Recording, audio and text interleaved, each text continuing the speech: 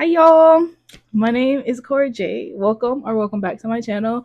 As you can see, we are back in my bedroom. We are back in Florida, and I honestly wouldn't want to be anywhere else but here right now. Say what's up to Carl. I feel like it's been a while since y'all seen Carl in my videos. Mango, baby, mangy, baby, I love me so, mangy, baby, I love you. Okay, I'm sorry. I'm sorry. Even though it's going to happen again. Lately, I've been captivated by the idea of having genuine friends. Wait, Patrick, stop! It's me, SpongeBob! Nice try, burglar, but SpongeBob's my best friend, and he'd never steal from me. No, really, Patrick! Look! It's the best friends forever! Best friends forever! Ring! My last video might have made that kind of obvious, but let me just talk about friendships with y'all real quickly. As I might have shared on here before, um, for a good while, my only friend has been my boyfriend. Although I love him real bad, I really do. I really do.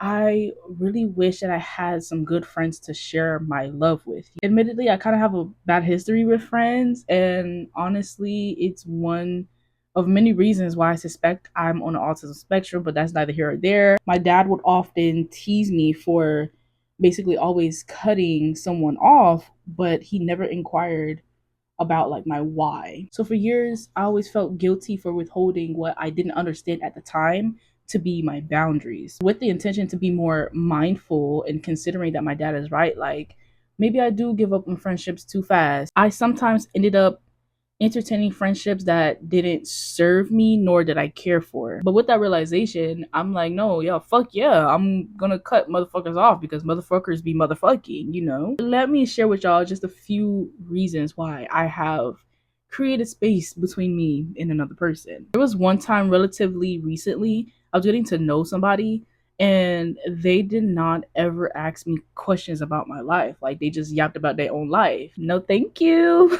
I've had two friends of 7+ years get really defensive when I brought something up that they did or said that made me uncomfortable. Like, what am I supposed to do with that? I've had people always find something to argue about. Like, you're not about to stress me out, bro. I've had friends that were so obviously misogynistic. Ew, ew, ew, ew, ew, ew. You're over here assuming a woman, a stranger, is a whore because her outfit looks bomb as fuck. Like, is that not considered silly shit to you? And there's so much more, y'all. The latest person that I tried to be friends with, they were actually really cool people. She was funny, she wasn't judgmental. We had lots in common, surprisingly. I don't usually find something like that. It actually hurt me to make the decision to lose her contact. Like I remember crying on my boyfriend's chest, so hurt and frustrated that I just felt like I just couldn't do this simplest thing of finding a good friend. I was so frustrated. Nothing was working out for me, like friendship wise. It was just a lot. It really sucked at first because for this person, I made it past the phase of being annoyingly shy and ensuring that our ideologies aligned for the most part, because I just don't find comfort in hanging out with somebody who thinks that I just didn't find Jesus yet because I'm not religious. You very obviously think less of me, and why would I be friends with somebody who thinks less of me? Clock it. I'm sorry. We even hung out a few times at my home, and we've gone shopping. I haven't hung out with a woman to that degree at that point in like 3 years, y'all. This growing bond was really special to me, but I didn't want to get too excited or too clingy and mess it up or get my hopes up for nothing. But as I got to know this person, I realized that I was not fucking with their vibe as much as I thought I would. And recalling what my dad be saying about me in friendships, I kind of held on to this relationship a little bit longer than I should have. Essentially, dealing with this person meant lots of drama was being introduced to my life, drama that had nothing to do with me.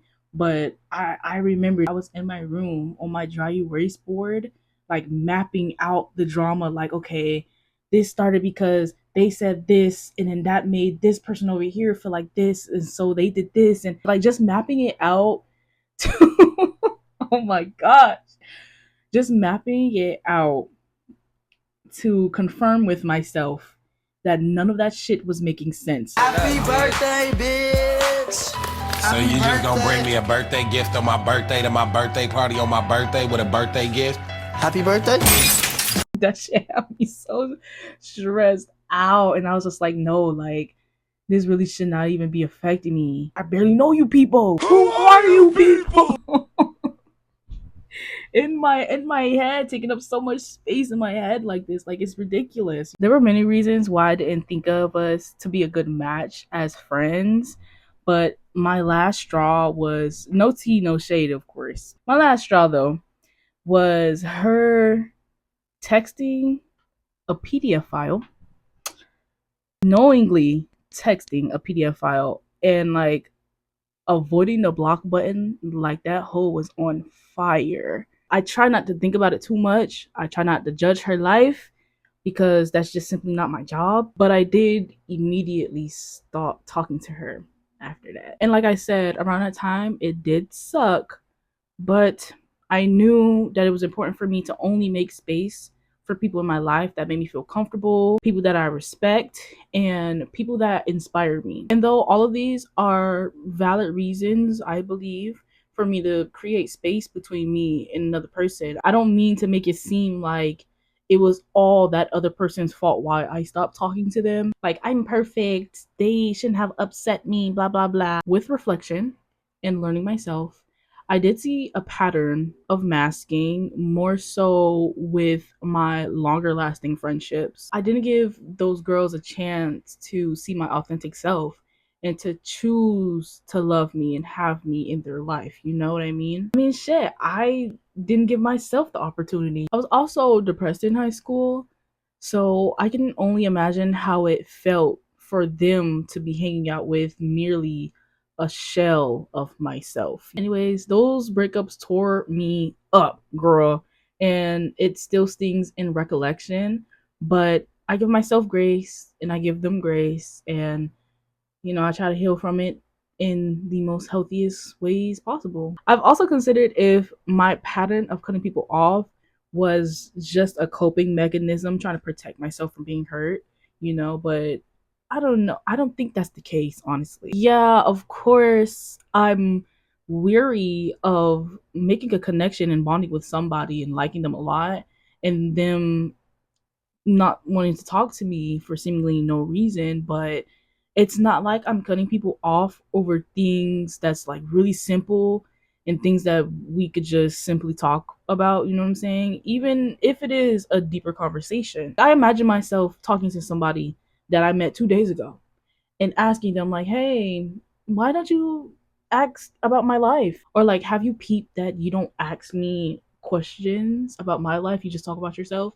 And I feel silly. I don't know. I feel like it's so obvious. Like if somebody's genuinely interested in you, they will ask you questions. And I know that neurodivergence gets in the way of that, but I have to be honest.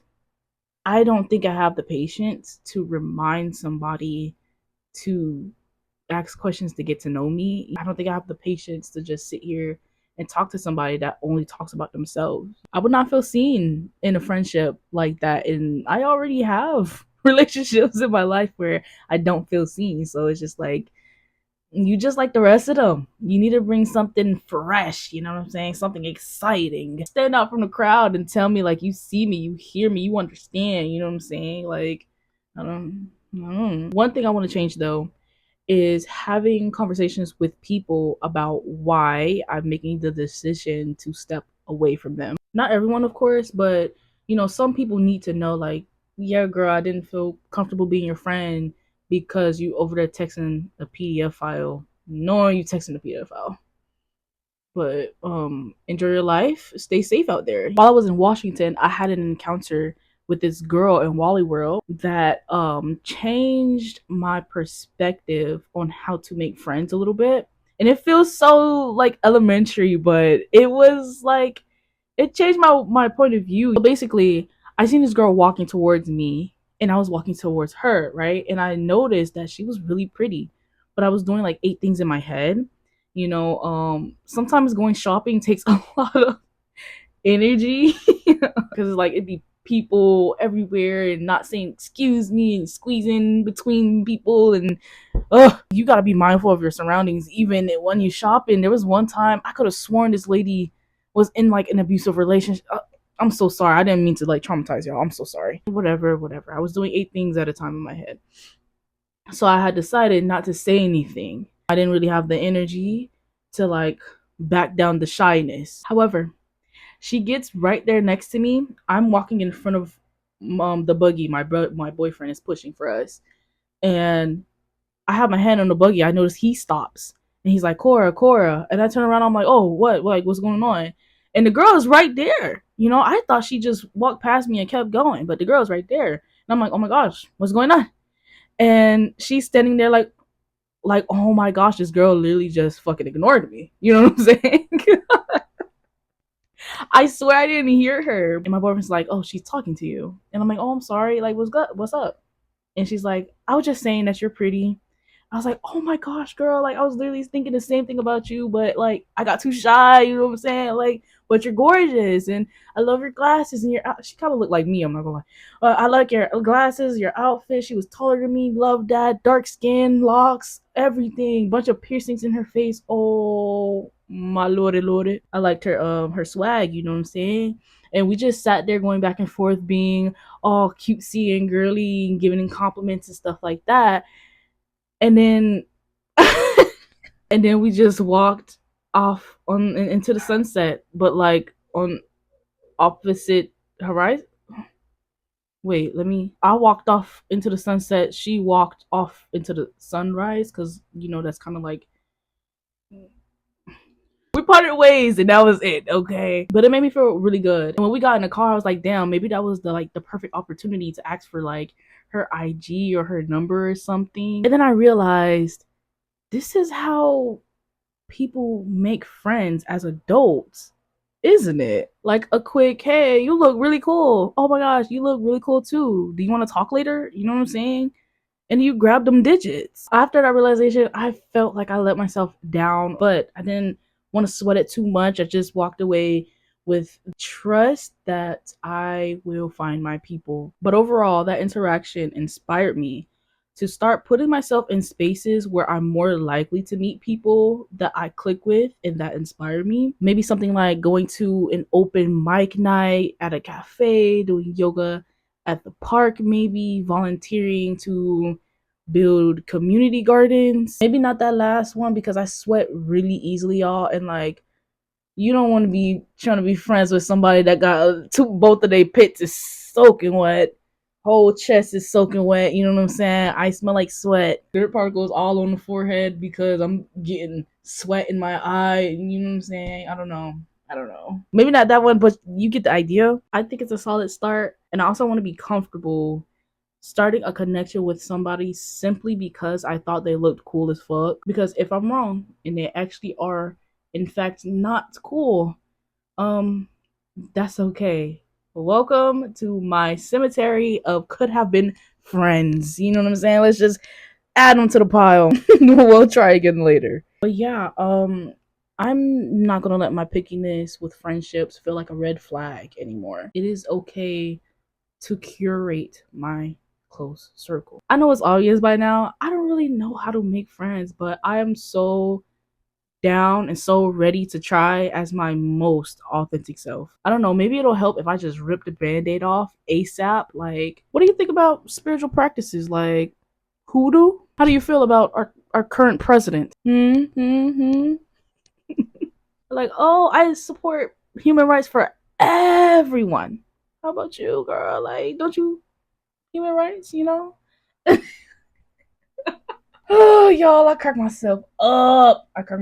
I literally just be in my room, like, laughing at myself. You would think that I belonged in a straitjacket, low key. But anyways, I am complete. Thank you for being here. Don't forget to show some love by liking this video. And if you relate in any way to my little yap session, please let me know in the comments. I love having conversations with y'all. Let me know if you made a new friend recently. if you recently lost a friendship, or like what type of friends are you looking for now? What changes are you making? And if you fuck with my vibe, please do subscribe. I do plan to see y'all next week, but don't believe it until you see it. That's what they say, right? Don't believe it until you see it. But I will try my best. Until then, I'll talk to y'all later. Peace. Mwah, mwah, mwah. Bye. I noticed the more that I talk to myself in private, the more likely that I am to talk to myself in front of somebody, because I've just be so used to it. So, and that's embarrassing. So, low key got in the habit of not talking to myself in private or at all. And I've noticed detrimental effects in my life. So never do that. Always talk to yourself. Always look crazy. Always just, you need to have conversations with yourself.